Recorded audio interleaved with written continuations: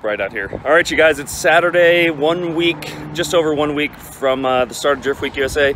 My buddy Ben Lee from Venger Performance Fabrication is about to be here, and he's gonna weld in these reinforcement plates I got from Condor Speed Shop for me. So let's take a look at the goodie bag from Condor. All right, so we've got their shorty weighted shift knob, and I went with the M 5-speed logo.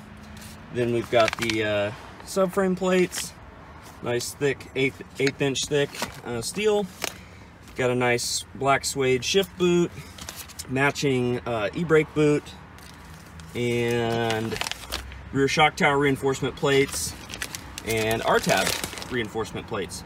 So this should make the rear of the car completely sturdy and not have any issues. And those plates basically just go down here. Let's see if we can see. So here's the subframe mount point, and typically on E36s, if you have a lot of power and torque, this can tear out, or just vibration and abuse. But basically this metal area can tear out of the body. And so you weld in a plate here that spreads the load to a much larger area and reinforces the whole thing. See, there's the front subframe point. So there's 4 of them, 4 of those plates. And then the R-tab pockets go in here to reinforce where the trailing arm mounts. And the rear upper shock mounts are pretty self-explanatory. They go at the top inside back there. So let's get to it. All right, we're checking out these reinforcement plates. Here's the ones for the R-tab pockets. Those are identical side to side, it looks like. Same with the shock mounts, they're identical. 2 of the subframe mounts are identical, but then there's these 2 that are different. And they actually marked them for you. There's a little P there for passenger, D for driver. So you know exactly where they go, which is pretty sweet. Thanks, Condor, and also made in the USA. Yeah, we like that. All right, so Ben's here, Brian's here, and we've had quite the morning trying to get a welder here just to do these plates. Some miscommunication on my part.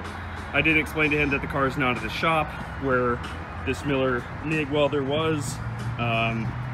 So now basically we don't have a 220 extension plug. First we didn't have the right 220 plug.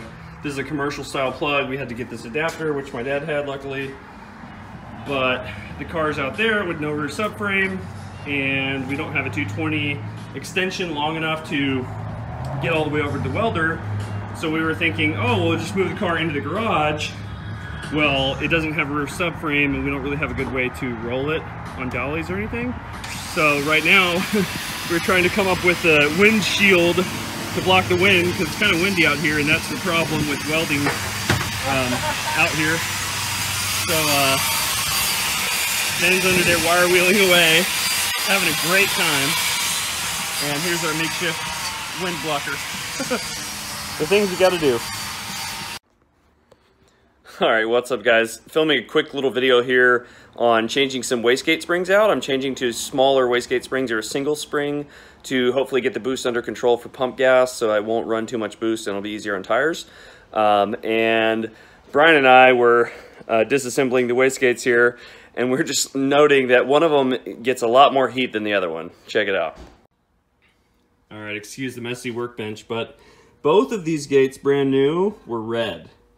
They are not red anymore. This one's like a little more red than this one, which has completely lost all of its anodizing.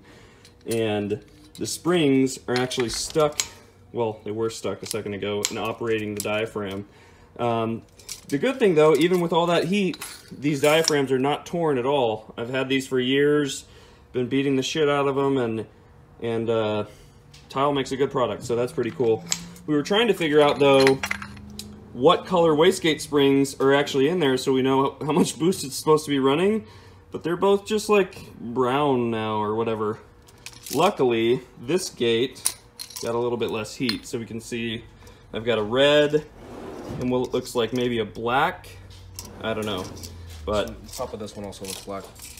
That one looks black too? Yeah, there was some paint on one side of it? Yeah. Okay, so black and red we think, but that one, it's just funny, that got so much heat that you couldn't tell anything of what was going on with that. So there we go. Fun fact, same car, 2 different locations on the manifold, one of them gets a lot hotter.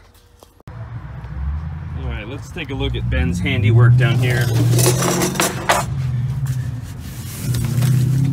on these subframe plates. Beautiful. So he's having a big problem with the wind blowing the gas out, but he still did an excellent job. These welds look great. Used the stud to hold the plate in place temporarily. But yeah, now these mounts, there's no way those are going to rip out. I can put a lot of power to it, and they will be good to go. Sweet. Thanks, Ben. Venture Performance Fabrication in San Antonio. The dude knows what's up. He's very good with the welder. He can make what you need.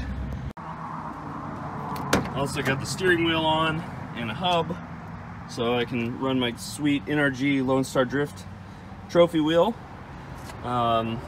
Still have the tag on it. I need to take this off.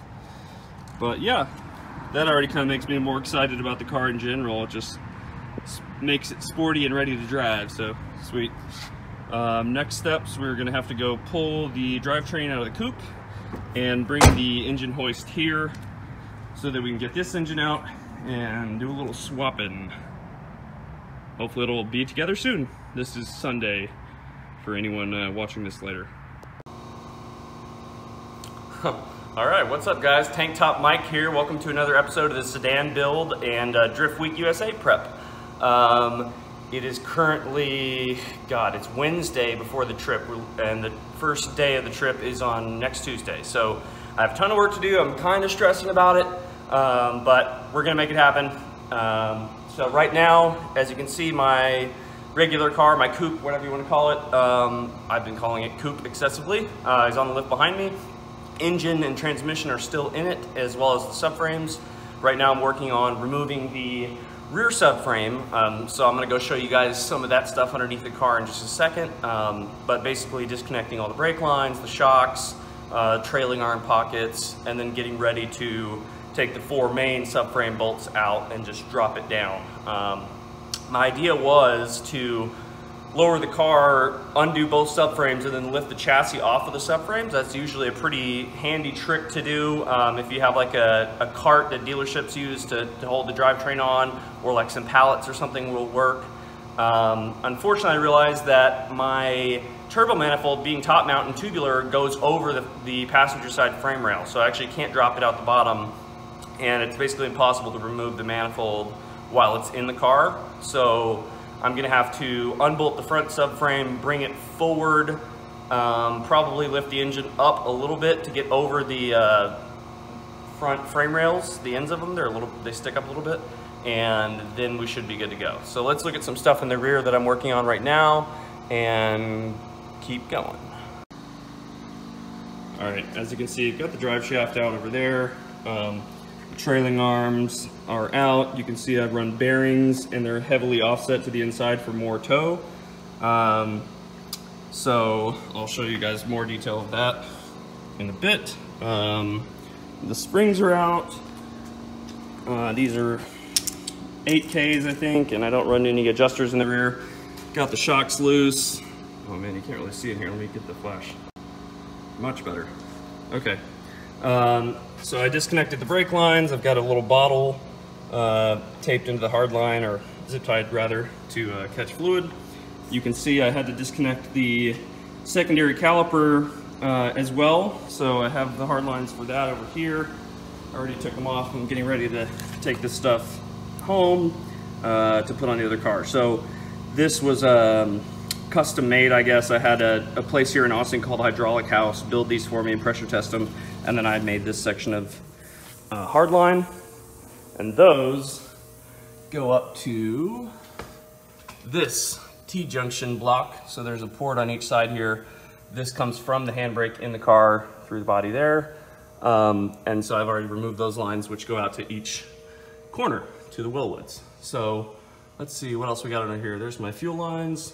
We will not be taking those. We're gonna use the ones on the 325.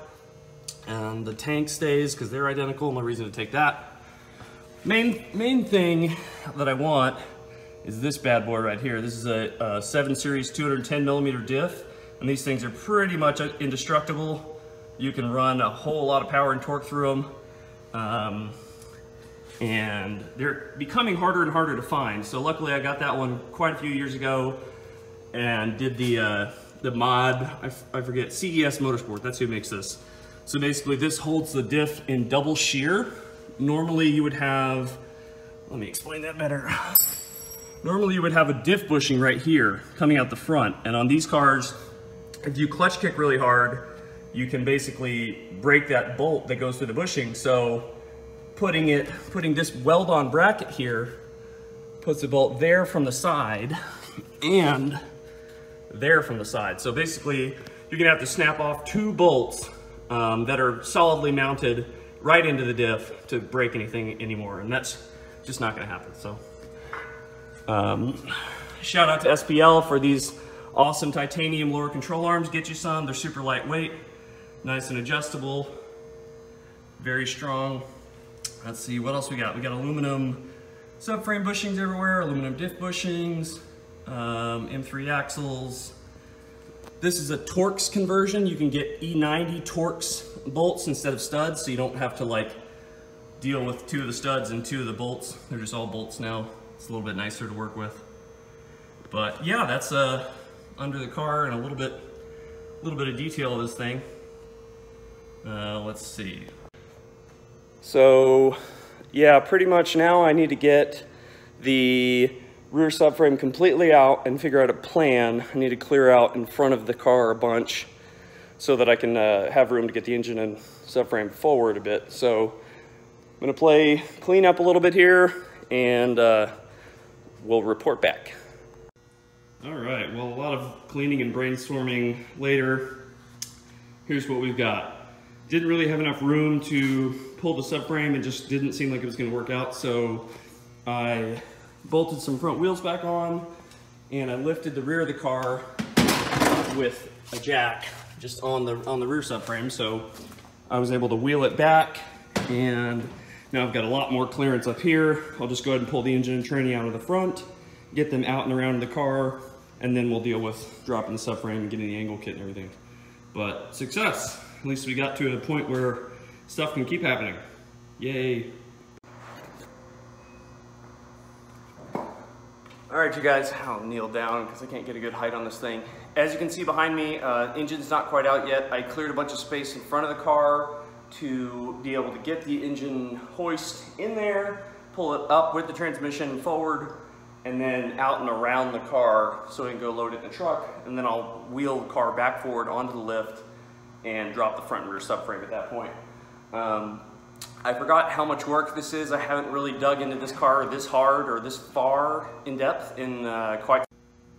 All right, guys, well, I got pretty much everything out that I need as far as drivetrain goes. I still have electronics and stuff to get out of here, but the engine's out, front subframe's obviously out, and the angle kit, and I just got the rear subframe out. So it's pretty much a shell with some BC coilovers in it. And all the other goodies inside, I guess. But yeah, here's my subframe out of this car. M3 main brake, Willwood Dynapro 4-piston for the handbrake. And then I've got some adapter spacers on there to go to 5x114.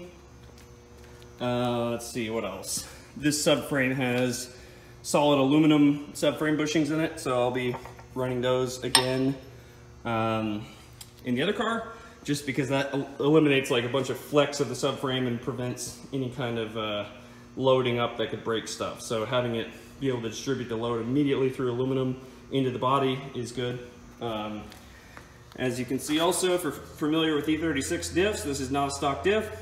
This is out of an E32 750i V12.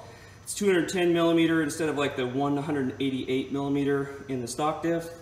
And as you can notice, it has a rear boomerang bracket, which is like a Euro M3 style of mounting back there. Helps strengthen all that up. And let's see, what else? I already mentioned in the previous clip about the front of the diff being held in dual shear on the side with bolts, so it doesn't break the front diff bushing, because there is no front diff bushing. When you put one of these diffs in, you have to cut it out of the subframe here, so I've already done that years ago.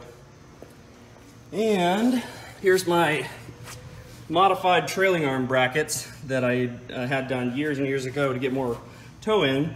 As you can see, it's a trailing arm bearing in here from Turner, I believe. And then I had some spacers turned in the lathe to get it to offset perfectly to the inside so I can get as much toe in as possible. I also had this plate welded on because factory there's an indentation like this. So I cut that out, had this plate welded on, drilled through that, and now you can get that much more thickness inwards. So when you lower E36s and try to get zero camber, you basically can't get very much toe in at all. So this is my solution to being able to get a substantial amount of toe in to get the side bite I need. But yeah, there's the diff and the rear subframe. And the engine's over there. I'm about to put it on a pallet and strap it, grab it with the forklift, and then put it in the back of the truck. Here's my front subframe with the MG Solution Angle Kit. Everything's really dirty right now, but I'll just clean all this up and clean up the coolers a bunch, probably flush them out, and then we will go put this on the other car. Actually, first I need to drop the engine and subframe out of the other car so that this can go in there, but the rear one can go in right now. So that's good progress. And these are non-M knuckles for anyone wondering. So I don't know if that's relevant or not, but the MG Solution Kit can only run non-M. So all right, you guys, I'm pretty dirty. I don't know how much more I'm gonna be able to get done today. I've been at it for like a solid 6 hours, and I'm not as young as I used to be. I'm not even 30 yet, but my lower back starts hurting after a while of bending over an engine bay and doing all that. So I have the front and rear subframes out. I just showed you that. I've got the engine ready to go and transmission ready to go. The next steps, as far as disassembly on the coupe further, will be taking the AIM MXL dash out and getting all of that associated wiring just to make sure I have all the sensors and everything I want to monitor this fancy engine. But that's not gonna happen today for sure, and most likely I won't even be able to get the other engine out of the 325 today. That'll be tomorrow, where I pull the other engine out, pull the front subframe out, and put this stuff in behind me. So stay tuned for that, and thanks so much for watching. Like, comment, subscribe. Give me one of those thumbs up, please. It'd be very helpful. What's that guy on the Looney Tunes that always stutters? I feel like him sometimes. Anyways, thank you for watching, and wish me luck. It's Wednesday right now, but we're gonna make it. So see you next time.